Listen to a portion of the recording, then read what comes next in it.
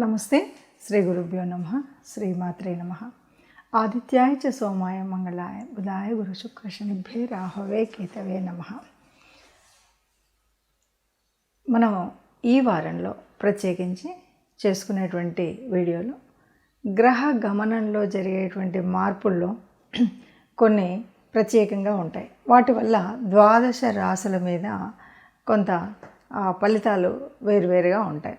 అందులో భాగంగా మరి శని వక్రగతి గురించి చెప్పుకుందాం. శని వక్రగతి త్యాగం చేయబోతున్నాడు. ఇప్పుడు శని గ్రహం గురించి మనకు తెలిసినట్టయితే శని మందగ్రహం, చాలా నెమ్మదిగా ఒక కదలిక ఉంటుంది. ఒక రాశిలో నుండి ఒక రాశిలోకి వెళ్ళడానికి బోలెడంత సమయం.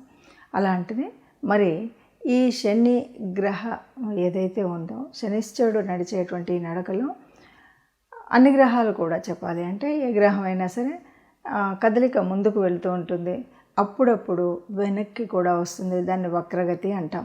ఈ వక్రగతిలో కొన్ని రకాలైనటువంటి మార్పులు వస్తాయి. వక్రగతి వల్ల కొన్ని రాశులకు మంచి, కొన్ని రాశులకు చెడు, ఇదంతా మనం చూస్తూ ఉంటాం. అయితే ఎప్పుడైతే మళ్ళీ వక్రగతి త్యాగం ఉంటుందో ఈ త్యాగం చేసినప్పుడు కూడా మళ్ళీ రాశుల మీద ప్రభావం మారుతూ ఉంటుంది.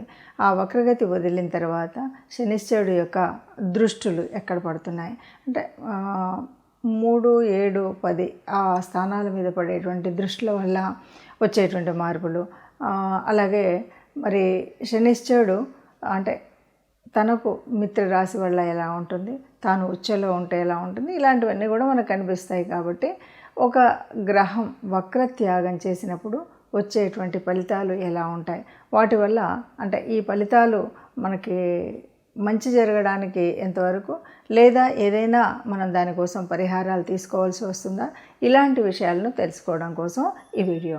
అయితే ఈ నెల అంటే నవంబర్ 15వ తారీఖు మనకి శని వక్రత్యాగం చేయబోతున్నాడు. అంటే వెనక్కి వస్తున్నటువంటి తన మార్గాన్ని వదిలి మళ్ళీ తన ముందుకు వెళ్ళేటువంటి, ముందుకు సంచారం జరిగేటువంటి స్థితి మనకు కనపడుతుంది 15వ తారీఖు వరకు.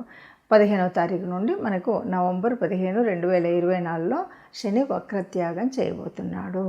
దీనివల్ల మనకి ద్వాదశ రాశుల వారికి ఎలా ఉంటుంది, ఒక్కొక్క రాశికి ఈ ఫలితాలు సత్ఫలితాలు ఎలా ఉంటాయి, లేదు అంటే మనం ఏం చేసుకోవాలి అనేటువంటి విషయం మీద మనం వీడియోని చూస్తాం.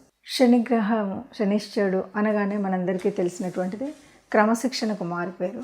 ఏదైనా సరే ఎప్పుడు కూడా శనిశ్చరుడు మనకి అంటే ఏళ్ళనాటి శని అనుకోండి, అర్ధాష్టమ శని అనుకోండి, అష్టమ శని అనుకోండి, ఇవి కాకుండా శని దశ అంతర్దశలు, వీటన్నిటిలో కూడా చాలామంది భయపడుతూ ఉంటారు. అమ్మో ఏళ్ళనాటి శని 7.5 సంవత్సరాలు కష్టపడాలా, ఇలాగా అంటే శనిశ్చరుడు వచ్చాడు అంటే కష్టపడాలి అని మాత్రమే అనుకుంటాం.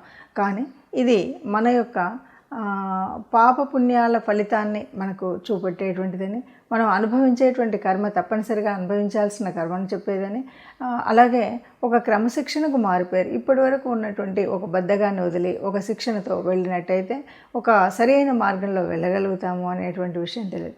ఎప్పుడు కూడా శనిశ్చరుడు మనం ఇంతకుముందు ఏదైతే అనుభవించాలి తప్పనిసరి అన్నటువంటి వాటిని మనకు చూపెట్టి దాని తర్వాత అతి మంచి విషయాన్ని తను పోతూ పోతూ చాలా మంచి చేసి వెళ్ళేటువంటి గ్రహం ఏదైనా ఉందా అంటే అది శనిశ్చరుడు మాత్రమే. కాబట్టి మనకు ఈ భయాలు ఇవేవి లేకుండా మనం ఉండొచ్చు. అయితే ఏంటంటే తప్పనిసరిగా మనం కొన్ని క్రమశిక్షణను అలవాటు చేసుకోవడం, అంటే శనిశ్చరుడు ఉన్నాడు అంటేనే కొద్దిగా బద్ధకం ఇలాంటివన్నీ ఉంటాయి. కానీ ఆయన ఇష్టపడేది ఏంటంటే మనం బద్ధకాన్ని వదలడం, సమయానికి లేవడం, మనం చేయాలనుకున్న పని వెంటనే చేయడం, ఇలాంటివన్నీ చేసినట్టయితే ఎట్లాంటి నష్టం కాకుండా తాను చాలా వరకు మంచిని ఇచ్చేటువంటి గ్రహం ఏదైనా ఉందంటే శనిశ్చరుడే. అయినప్పటికీ మనకు చేతనవ్వలేదు, మనం చేయలేదు, ఇవన్నీ వదిలేసాం, మరి ఇప్పుడు ఎట్లాగా అంటే తప్పనిసరిగా కొన్ని పరిహారాలు అయితే మనం చేసుకోవాలి. మనం చివరిలో ఆ పరిహారాలు ఏంటో చూద్దాం. తదుపరి రాశి వృశ్చిక రాశి. వృశ్చిక రాశి వారికి మరి ఎలా ఉంటుంది అంటే ఈ మార్పు ఎక్కడ జరుగుతుంది, శని వక్రత్యాగం ఎక్కడ జరుగుతుంది అంటే 4వ స్థానంలో. 4వ స్థానం అంటే మాతృస్థానం, 4వ స్థానం అంటే విద్యాస్థానం, 4వ స్థానం అంటే గృహస్థానం, ఇంకా చెప్పాలంటే కంఫర్ట్స్ అన్నీ కూడా ఇచ్చేటువంటి స్థానం 4వ స్థానం. మరి కానీ ఇక్కడ ఇంకొక చిన్న లాజిక్ ఏంటంటే 4వ స్థానము అంటే అర్ధాష్టమ శనిలో ఉన్నట్టుగా తెలుసు. వృశ్చిక రాశి వారికి అర్ధాష్టమ శని ఉంది. అయితే ఇప్పుడు కష్టం జరుగుతుందా అర్ధాష్టమ శనిలో ఉన్నారు కాబట్టి, లేదా 4వ స్థానంలో జరుగుతుందంటే లాభం ఉందా అంటే 4వ స్థానాధిపతి ఎవరు? శని. ఆయన ఎట్లా చరిస్తున్నాడు? సువర్ణమూర్తిగా ఉన్నాడు కాబట్టి ఆ సువర్ణమూర్తి చక్కటి లాభాలనే ఇస్తాడు. ఇప్పటి వరకు ఎలా ఉంది ఈ రాశి వారికి అంటే చాలా వరకు వర్క్ స్ట్రెస్ అనమాట. రాత్రింబవళ్ళు ఏదో ఒక చేయాలని ఆలోచన, ఆ ఆలోచన సరిగ్గా ఉండకుండా ఇదిమిత్తంగా ఉండి ఓ తలనొప్పి, చికాకు, చింత, ఏ పని చేసినా నేను చేయలేకపోతున్నాను, ఈ భావనలన్నీ ఉండేవి. ఇవన్నిటికీ కూడా విముక్తి లభించేటువంటి సమయం వచ్చింది. ఇది 15 నవంబర్ నుండి వీటన్నిటికీ ఈ ఆలోచనలో ఎప్పుడూ కూడా ఒక చికాకుగా, చింతగా ఏం చేసినా నాకు ఏం రావట్లేదు అనేటువంటి భావన పోయేటువంటి పరిస్థితి ఉంది. చాలా వరకు పనిలో మనం చేస్తున్న పనిలో ప్రోగ్రెసివ్నెస్ కనబడుతుంది, చాలా పాజిటివ్గా కనబడుతుంది. వ్యాపారం వృద్ధిలోకి వస్తుంది. అలాగే ఉద్యోగాలలో కూడా మీరు చేసే చోట ఎంత చేసినా గొడ్డు చాకరీనే అండి, అక్కడ ఎవరు గుర్తించరు అంటుంటారు కదా, ఇప్పుడు ఆ గుర్తింపు వస్తుంది. మిమ్మల్ని రికగ్నైజ్ చేస్తారు. మీరున్నటువంటి పదవిలో కానీ ఆ ఉన్నత పదవికి వెళ్ళడానికి కూడా చక్కగా ఉంటుంది. ఇక ఇల్లు, స్థలం ఏదో ఒకటి కొనుక్కోవాలని అయితే ఉంటుంది కదా, ఈ కొనుక్కోవాలనేటువంటి ఆశకి ఇప్పుడు అవకాశం వస్తుంది. తప్పనిసరిగా అది కొనుక్కోవడానికి ఉంటుంది. ఇక విద్యాస్థానం కూడా కదా 4, విద్యార్థులకు చాలా బాగుంటుంది. మంచి విద్య అంటే ముఖ్యంగా కాంపిటీషన్స్లో పాల్గొనాలి అనుకునేటువంటి వారికి చక్కటి అవకాశంగా ఉంటుంది. ఇప్పుడు ఇక మేషము మనకి 6వ దృష్టి, మేషం మీద దృష్టి ఉంది కాబట్టి 6వ దృష్టి అంటే ఏంటి? ఇది శత్రు రోగ రుణాలు కదా. ఈ శత్రువులు, రుణాల బాధలు, రోగాల బాధలు లేకుండా విముక్తి అవుతారు. అంటే ఇప్పటి వరకు ఎన్నో అప్పులు చేసి ఉంటారు. ఆ అప్పులు తీర్చాలి అనేటువంటి ఒక సంకల్పం కనుకుంటే తప్పకుండా మీరు అప్పులు తీర్చేస్తారు. మీకున్నటువంటి రుణాలన్నీ తగ్గిపోయేటువంటి పరిస్థితి ఉంటుంది. ఇక 10వ స్థానం సింహరాశి మీద ఉన్నటువంటి దృష్టి, 10వ స్థానం ఉద్యోగ స్థానం కాబట్టి ఉద్యోగంలో చక్కగా అది ఉంటుంది. ఇక ఇవన్నీ కూడా మనకంటే శని యొక్క 10వ స్థానం ఏంటి? 10వ దృష్టి ఎక్కడి నుండి చూస్తున్నా అంటే వృశ్చిక రాశి మీద.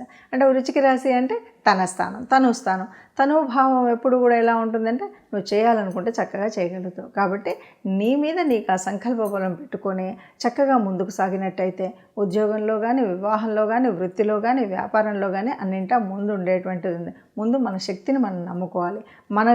మన యొక్క లోపల ఉన్నటువంటి ఆ పవర్ ఏంటో మనం నమ్ముకొని ముందుకు వెళ్తే కనుక తప్పకుండా అన్నింటా ముందుకు వెళ్ళేటువంటి అవకాశం ఉందని చెప్పచ్చు. మరి ఈ ఫలితాలు ఇలా ఉన్నప్పుడు మనం ఏం చేయాలి? ఇది తప్పనిసరిగా ద్వాదశ రాశుల వాళ్ళు ఆలోచించాలి. ఏ రాశికి ఆ రాశి మనం వాటి గురించి ఆలోచిస్తూ మనం ఎలాంటి పరిహారం చేసుకోవాలి అని. ఇక్కడ బాగా అంటే ఈ మిగతా గ్రహాలకు వీటికి సంబంధం లేకుండా ఒక విషయాన్ని అయితే చెప్పచ్చు. ఎప్పుడైతే నేను ఇది చెయ్యాలి, నేను ఇంకొకరి మీద ఆధారపడతాను అని అనుకోకుండా మనకు మనంగా స్వచ్ఛందంగా ఒక సంకల్పం పెట్టుకొని ఆ సంకల్ప సాధన కోసం తప్పనిసరిగా గట్టి ప్రయత్నం చేసి సంకల్ప బలంతో ఆ గట్టి ప్రయత్నాన్ని కనుక చేసినట్టయితే తప్పకుండా అంటే ఇప్పుడు ఈ వక్రత్యాగం తర్వాత తప్పనిసరిగా మంచి జరుగుతుంది. అంటే ఎందుకంటే మంచి జరుగుతుంది అన్నారు కదా అని మనం దాన్ని అలాగే వదిలేస్తే ఏమీ ఉండదు. అంటే గాల్లో దీపం పెట్టి దేవుడా నువ్వే నాకు రక్ష అంటే జరిగేటువంటిది ఏమీ ఉండదు. మరి ఎప్పుడు జరుగుతుంది మంచి అంటే ఇప్పుడు నాకు ఉద్యోగం లేదు, పోతూ ఉద్యోగం ఇస్తాడు శనిశ్చరుడు అని అందరూ అన్నారు కాబట్టి ఇంకా నాకు రాలేదు, లేకపోతే నాకు వివాహం కాలేదు, ఇలాంటి ప్రశ్నలు మనకు చాలా ఎదురవుతూ ఉంటాయి. చాలామంది ఆలోచనలు కూడా అలా ఉంటాయి. పోతూ మంచినిస్తాడు అంటే నువ్వు ప్రయత్నం చేయకుండా మంచినివ్వడు. నువ్వు ఉద్యోగం కోసం ఒక అప్లికేషన్ పెట్టడము, ఉద్యోగం కోసం ఒక ప్రయత్నం చేయడం ఇలాంటివి చేస్తే నీకు దానివల్ల లాభం ఈ సమయంలో దొరుకుతుంది. దానికి అనుకూలమైనటువంటి వాతావరణం ఏర్పడుతుంది, అనుకూలమైనటువంటి స్థితి ఏర్పడుతుంది, అప్పుడు ఉద్యోగం వస్తుంది. నేను ఉద్యోగానికి అప్లై చేయలేదు, ఇంట్లో ఉన్నాను, పోతూ నాకు ఉద్యోగం లేదు కాబట్టి ఉద్యోగం వస్తుందని నమ్మకంతో ఉన్నాను అంటే అది తప్పు. మనం చేసే ప్రయత్నాన్ని చేస్తే కనుక తప్పనిసరిగా ఈ ఉద్యోగ బాధ కానీ అంటే నిరుద్యోగ సమస్య కానీ, వివాహ సమస్య కానీ, సంతాన సమస్య కానీ, లేదు ఉన్నత స్థితిలోకి వెళ్ళడం కోసం ఇల్లు వాకిలి లేనటువంటి వాళ్ళు ఏర్పరచుకోవాలనుకున్నా ఇవన్నీ కూడా పూర్తిగా మనకు లభిస్తాయి. ఎలా అంటే మనం ప్రయత్నం చేయాలి. అంటే ఈ కాలంలో మనం తప్పనిసరిగా నాకు రాదులే, నేను ఇన్ని రోజులు ప్రయత్నం చేసినా రాలేదు కదా అనేటువంటి భావన కాకుండా ఎందుకు రాదు అనేటువంటి భావనతో తప్పనిసరిగా గట్టి సంకల్పంతో ప్రయత్నం చేస్తే అందరికీ మంచి జరుగుతుంది. దీనివల్ల ఎవరికి ఏ రకమైనటువంటి నష్టం రాదు. దేవుడు భగవంతుడు ఆ గ్రహరాజు అయిన గ్రహ స్థితిలో మనం ఆలోచించినట్టయితే శనిశ్చరుడు మనకి క్రమశిక్షణను నేర్పి వెళ్తాడు. క్రమశిక్షణలో ఉంటే కష్టాలు తొలగిస్తాడు. ఇది గుర్తుపెట్టుకుంటే చాలండి, మనకు అన్ని పరిహారాలు దొరికినట్టే. ఇక ఇందులో భాగంగా తప్పనిసరిగా శనిశ్చరుడికి శనివారాలు కానీ, లేదు అంటే శనివారం రోజు గోగ్రాసాన్ని అందజేయడం కానీ, అదే కుదరలేదు అంటే ఎవరైనా కార్మికులు ఉంటారు కదా, వాళ్ళకి మీకు తోచినంత ఇవ్వగలిగినంత దానాన్ని కనుక ఇచ్చినట్టయితే, అంటే వాళ్ళకి తినడం కోసం ఆ రోజు కానీ, ఏదో వస్త్రదానం కానీ, ఇలాంటివి ఏదైనా చేసినట్టయితే అన్నీ మంచి జరుగుతాయి. ముఖ్యంగా గోశాలకు వెళ్ళగలిగితే సంతోషం. వెళ్ళలేనటువంటి వారు కనీసం దేవాలయానికి వెళ్ళిన శివాభిషేకం చేయించుకోవడం అనేటువంటిది ఒక మంచి ఆలోచన. కాబట్టి అభిషేకమైనా చేయించుకోండి, గోగ్రాసమైనా ఇవ్వండి, లేదంటే మన దగ్గర మనకు కనిపించేటువంటి కార్మికులు ఎవరైతే ఉన్నారో వీళ్ళకి మీరు కావాల్సినట్టుగా, అంటే ఆహారం ఇవ్వడమో వస్త్రం ఇవ్వడమో లాంటివి చేసినట్టయితే మనకున్న దోషాలన్నీ పోయి అంతా కూడా శుభం కలుగుతుంది. అందరూ సుఖంగా ఉండాలని, అందులో మనం ఉండాలని. సర్వే జనా సుఖినో భవంతు.